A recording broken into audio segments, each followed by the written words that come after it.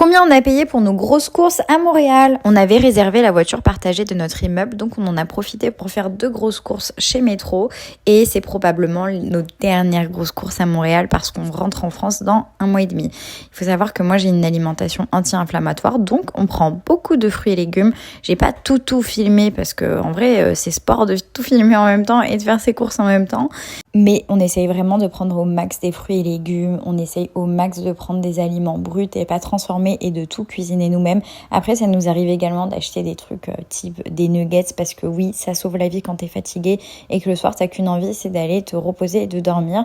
On essaye au max aussi de prendre de la viande bio, c'est vraiment beaucoup plus cher, mais c'est le cas aussi en France, donc voilà, c'est normal. Les œufs ici sont en effet au frigo, mais ça, je pense que vous l'avez vu, enfin, vous avez dû voir plein de monde en parler, c'est comme ça aux US aussi, et je comprends pas comment c'est possible, enfin, comment l'œuf peut-il choisir de pondre des œufs à calibre large ou des œufs à calibre moyen. On est d'accord que c'est pas naturel et que c'est régulé. Enfin, je sais même pas si c'est comme ça aussi en France. Ensuite, on a pris notre dernière lessive ici au Québec parce qu'on part dans 1 mois et demi, donc on a également pris des vitamines parce que c'est l'hiver et qu'on veut pas manquer de force. Ensuite, comme vous pouvez le constater, le rayon surgelé est large, mais je trouve que il y a beaucoup moins de choix en termes de légumes que sur les autres aliments qui sont transformés, les repas déjà prêts, etc.